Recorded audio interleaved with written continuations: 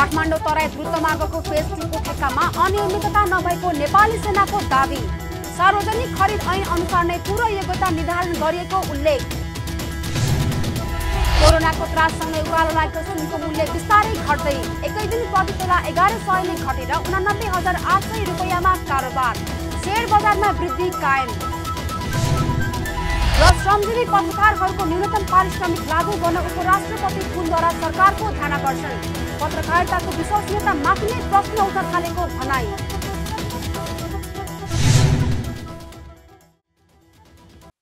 हामी छौं पल पल तपाईसँग, हिमाल पहाड तराईसँग, साथ छ हाम्रो बढ्ने कदमलाई। सलाम छ ती पोरखी हातहरूलाई, जिन्दगी सजाइदिन्छौ हामी, हर सासको साथी बन्छौ हामी। सुरक्षा अनि समृद्धि प्राण छ हाम्रो, हर आफू पनि बचाऊ, अरूलाई पनि बचाऊ। आजै नेपाल लाइफमा जीवन बिमा गरौँ। हामी हौ नेपाल लाइफ। नेपाल लाइफ, किनकि जीवन अमूल्य छ।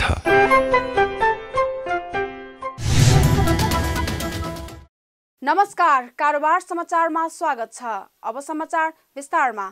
नेपाली सेनाले काठमाडौँ तराई द्रुतमार्ग अन्तर्गत फेज 2 को ठेक्का सम्बन्धमा अनियमितता नभएको दाबी गरेको छ। राष्ट्रिय सभा अन्तर्गतको प्रत्यायोजित व्यवस्थापन तथा सरकारी आश्वासन समितिको बुधबारको बैठकमा काठमाडौँ तराई द्रुतमार्ग अन्तर्गत फेज 2 को ठेक्का विषयमा परेको उजुरीमाथि भएको छलफलमा सेनाले द्रुतमार्गको जटिल कार्य गर्ने निर्माणकर्ता छान्ने प्रक्रियामा कुनै अनियमितता नभएको दाबी गरेको हो। समितिमा काठमाडौँ तराई द्रुतमार्गको जटिल कार्य गर्ने निर्माणकर्ता छान्नका लागि सेनाले पूर्व योग्यता निर्धारण गर्न मागेको आवेदनमा आवश्यक भन्दा कम कम्पनीहरू छानिएको भन्दै उजुरी परेको थियो। सेनाले पूर्व योग्यता परीक्षणमा नेपाली कम्पनी बाहिर पारिएको भन्दै विरोध भइरहेको छ। यसै विषयमा समितिले द्रुतमार्ग हेर्ने नेपाली सेनाका अधिकारीहरूलाई बोलाई स्पष्टीकरण लिएको हो। छलफलमा नेपाली सेनाका महासेनानी एवं खरिद व्यवस्थापन महाशाखाका प्रमुख सुनिल सिंह राठौरले सार्वजनिक खरिद ऐन अनुसार नै पूर्व योग्यता निर्धारण गरिएको बताउनुभयो। आयोजनाको निर्माण कार्य विक्रमसम्म 2081 मा सम्पन्न गर्नुपर्ने भएकाले तत्काल टेन्डर आह्वान गरी निर्माण कार्यलाई तीव्रता दिने प्रक्रिया सुरु गरिएको पनि उहाँले बताउनुभयो। नेपाली सेनाले पूर्व योग्यताका लागि 2076 फागुन 30 गते सार्वजनिक रूपमा आवेदन आह्वान गरेको थियो। 2076 चैत्र 11 गतेदेखि बन्दाबन्दी भएपछि सार्वजनिक खरिद अनुगमन कार्यालयले 2076 चैत 25 गते पठाएको पत्र अनुसार म्याद थप गरी 2077 भदौ 30 गते मात्रै प्री सबमिसन मिटिङ गर्न सफल भएको पनि महासेनानी राठौरले बताउनुभयो। प्री सबमिसन मिटिङमा 21 जना प्रतिनिधिको उपस्थिति रहेको र उपस्थिति हुन नसकेकाहरूलाई जानकारी गराइएको बताउनुभयो। त्यसपछि 2077 असोज 14 गते खोलुवा मुचुल्का तय गर्दा प्याकेज नम्बर 1 मा 21 वटा र प्याकेज नम्बर 2 मा 22 वटा अन्तर्राष्ट्रिय कम्पनीहरूको आवेदन परेको थियो। यस्तै 2077 पुस 9 गते मूल्याङ्कन समितिले गरेको मूल्याङ्कन अनुसार प्याकेज नम्बर 1 मा 2 जना र प्याकेज नम्बर 2 मा 1 जना अन्तर्राष्ट्रिय कम्पनी सूचीकृत भएको महासेनानी राठौरले बताउनुभयो।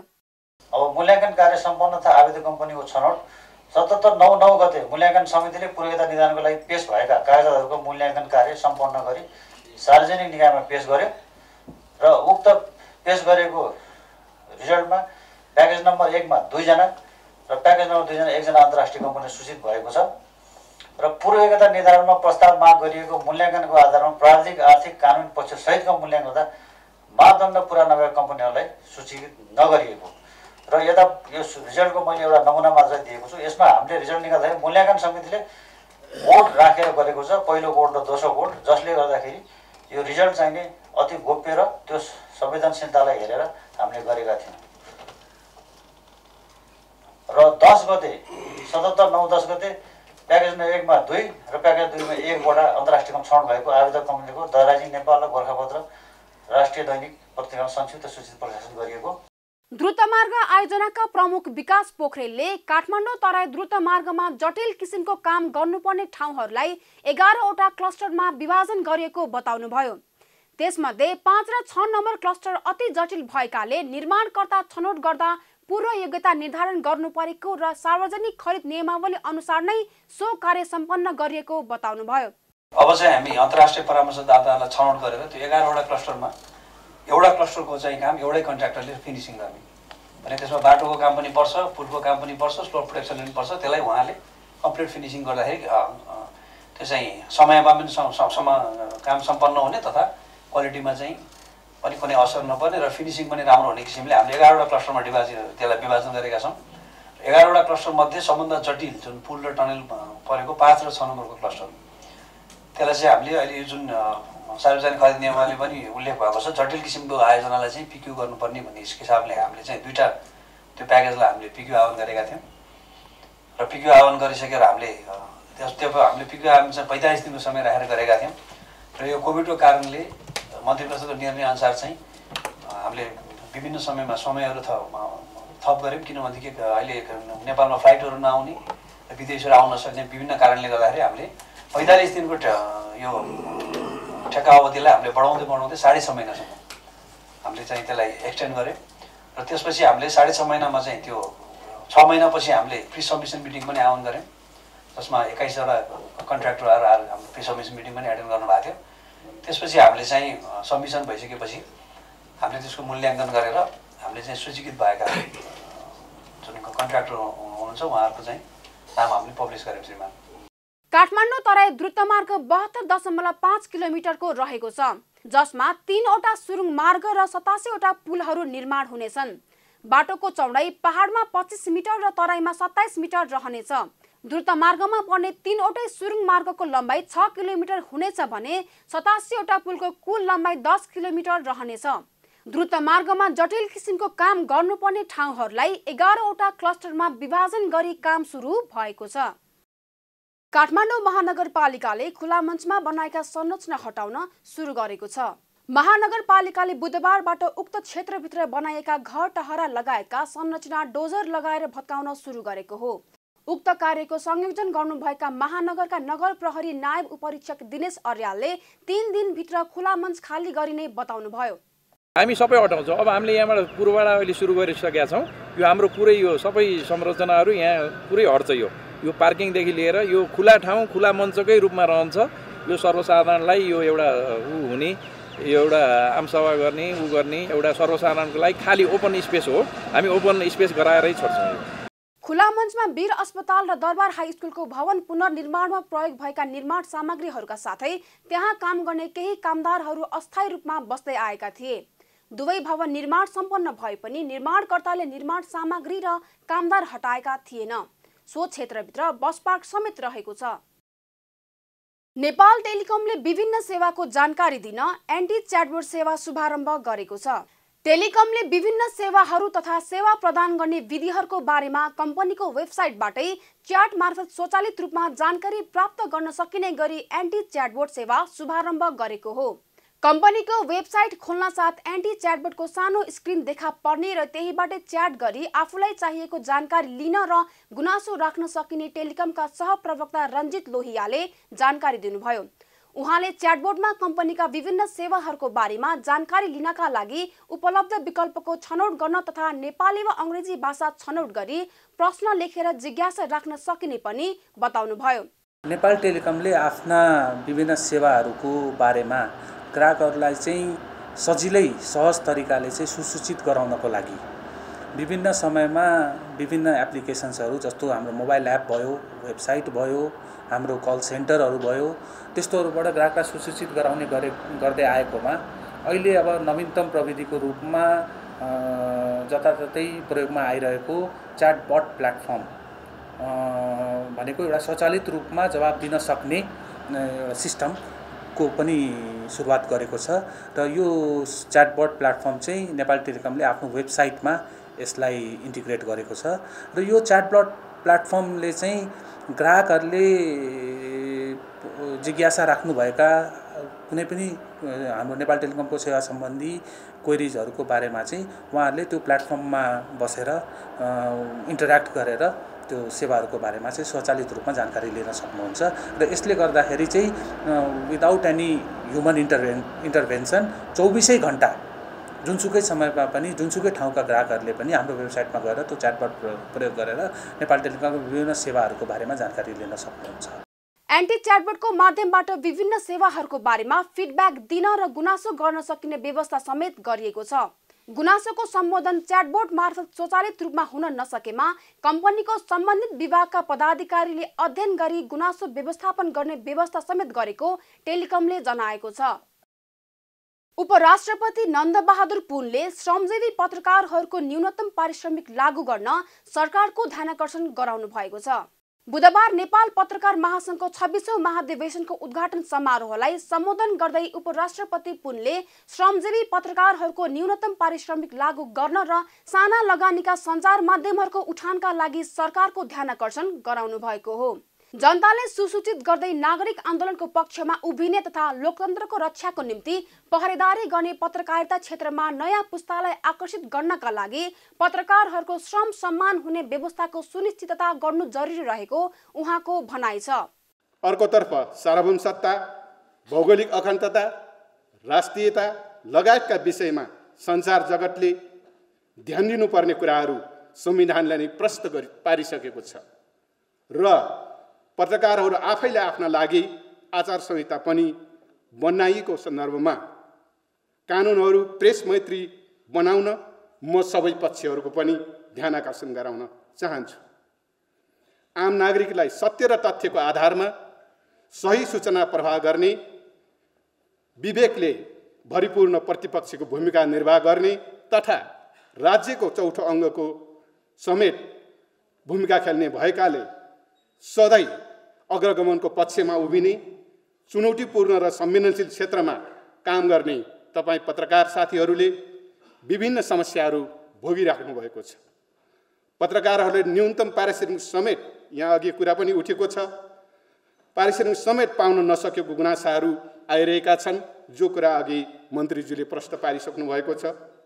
पत्रकारहरूले न्यूनतम पारिश्रमिक समेत पाउन नसकेको गुनासाहरू आइरहँदा जनतालाई सूचित गर्दै नागरिक अधिकारको पक्षमा उभिने, लोकतन्त्रको पहरेदारी गर्ने क्षेत्रमा नयाँ पुस्तालाई आकर्षित गर्नका लागि पनि पत्रकारहरूको श्रमको सम्मान हुने व्यवस्थाको सुनिश्चितता गर्न जरुरी छ। म यस अवसरमा श्रमजीवी पत्रकारहरूको न्यूनतम पारिश्रमिक श्रम लागू गर्न र साना लगानीका सञ्चार माध्यमहरूको उत्थानका लागि पनि म सरकारको ध्यानाकर्षण गराउन चाहन्छु। उपराष्ट्रपति पुनले पत्रकारिताको विश्वसनीयता बारे प्रश्न उठ्न थालेको पनि बताउनुभयो। सार्वभौम सत्ता, भौगोलिक अखण्डता र राष्ट्रिय लगायतका विषयमा सञ्चार क्षेत्रले ध्यान दिनुपर्ने कुरा संविधानमै उल्लेख भएको बताउँदै उहाँले पत्रकार आचार संहिता समेत रहेको अवस्थामा कानुनहरू प्रेस मैत्री बनाउन पनि ध्यानाकर्षण गराउनुभयो। पछिल्ला दिनमा पत्रकारिताप्रति जनगुनासाहरू पनि थपिँदै आएका छन्। सूचना र प्रविधिको युगका कारण नागरिकहरूमा चेतनाको अभिवृद्धि भएको छ र सामाजिक सञ्जालको प्रयोग उच्च छ। पत्रकारिता क्षेत्रमा के भइराखेका छन् भन्ने कुरा नागरिकहरूले तुरुन्तै सामाजिक सञ्जाल मार्फत जवाब दिन सक्ने अवस्थामा जनताहरू पुगिसकेका छन्। हाम्रो पत्रकारिताले कतै विश्वसनीयता गुमाउन थालेको त होइन भन्ने प्रश्न पनि उठ्न खोजेको देखिन्छ।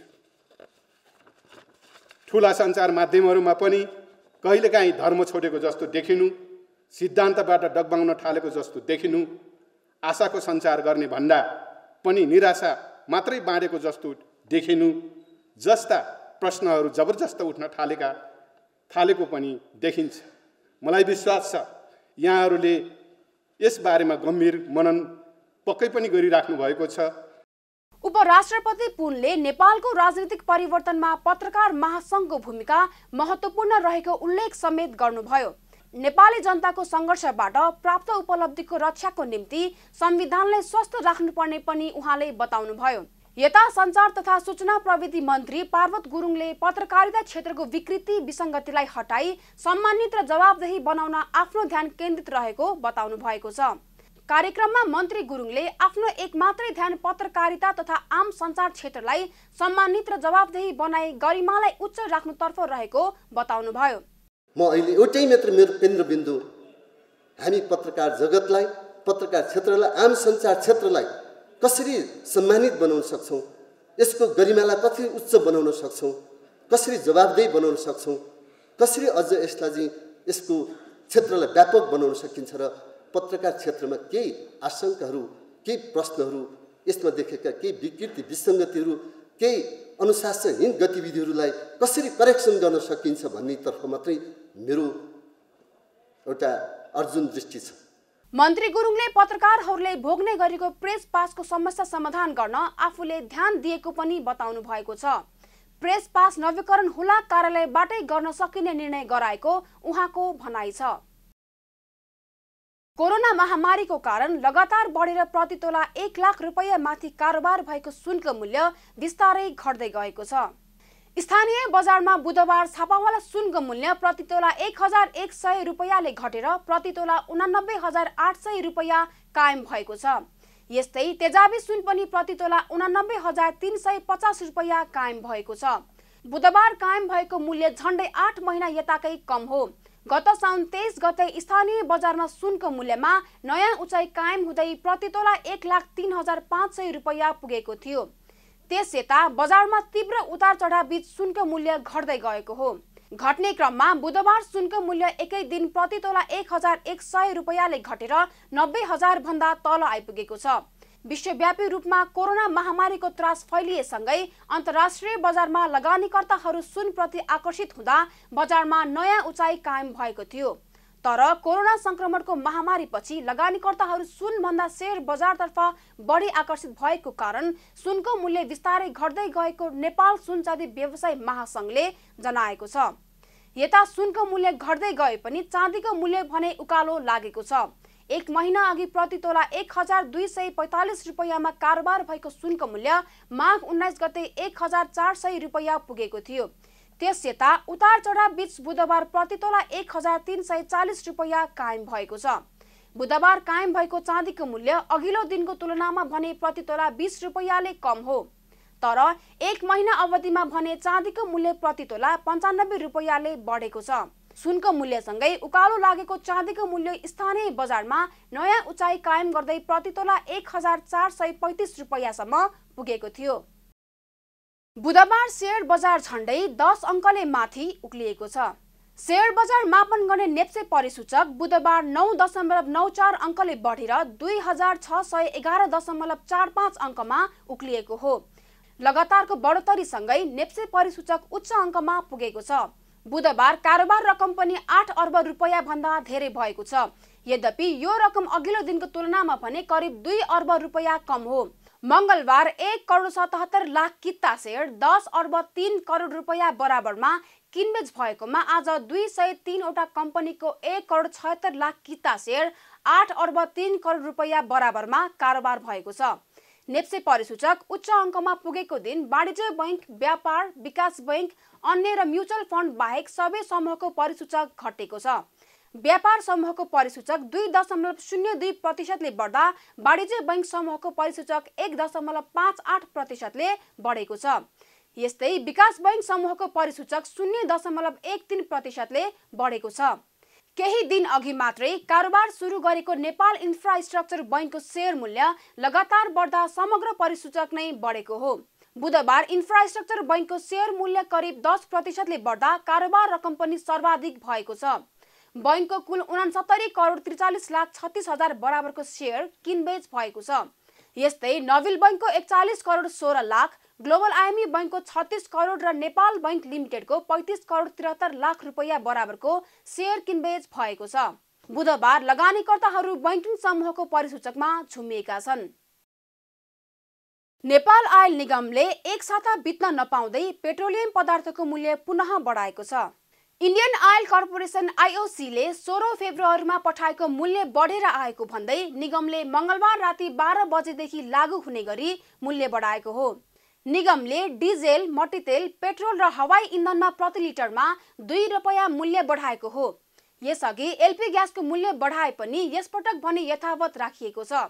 निगमले इन्धनको मूल्य बढेर आएकोले स्वचालित मूल्य प्रणाली अनुसार मूल्य वृद्धि गरिएको जानकारी दिएको छ।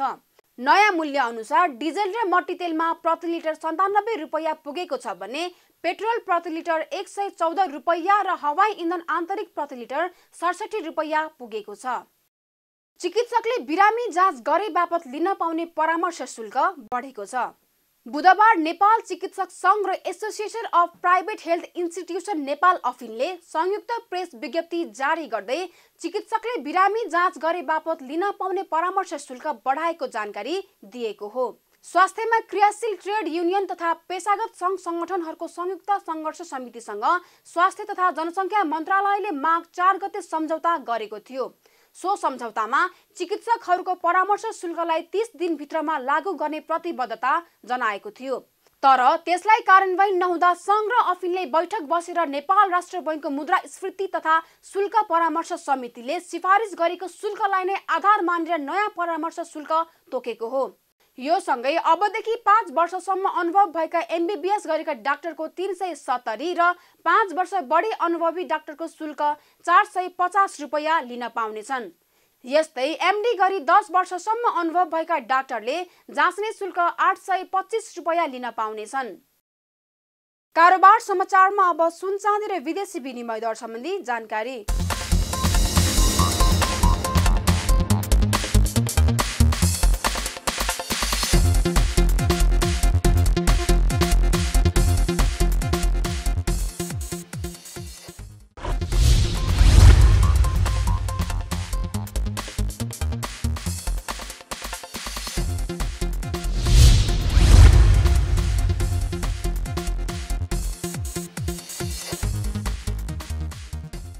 विदा हुनु अघि अहिलेसम्मका प्रमुख समाचार फेरि एकपटक।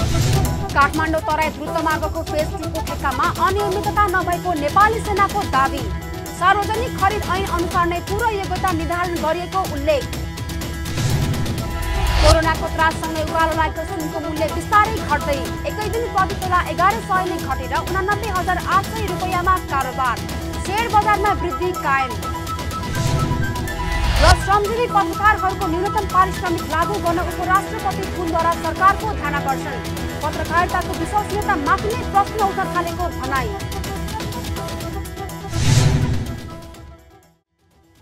कारोबार समाचार सकियो। हामीलाई बिदा दिनुहोस्। नमस्कार।